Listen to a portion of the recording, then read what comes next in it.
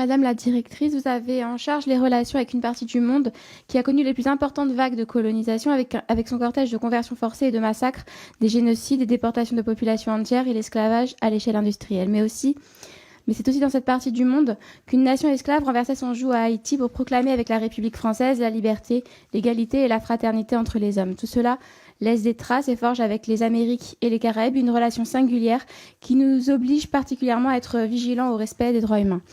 À cet égard, je voudrais ici attirer votre attention sur deux sujets, la persistance du passé au Guatemala et l'actualité au Pérou. Durant 36 ans, le Guatemala a vécu l'une des pires guerres civiles de l'histoire. Le conflit a fait plus de 200 000 morts, 45 000 disparus et 1 million de déplacés. 80% des victimes sont mayas. Si des accords de paix ont été signés au milieu des années 90, les victimes et leurs familles réclament que les actes qui ont été commis à leur encontre soient reconnus pour ce qu'ils sont, un génocide. Cette notion de génocide a été reconnue par la Commission pour la vérité historique au Guatemala, créée sous l'égide de l'ONU, et la Commission pour la reconstitution historique. Cette qualification a été confirmée depuis 2004 par plusieurs arrêts de la Cour interaméricaine des droits de l'homme, et en 2013, Efren Riosmont a été condamné pour génocide. Cela a également pris la forme d'un génocide culturel consistant à enlever les enfants mayas à leur peuple et à les mettre en vente à destination de l'adoption internationale dont la France, afin de tuer l'Indien en eux.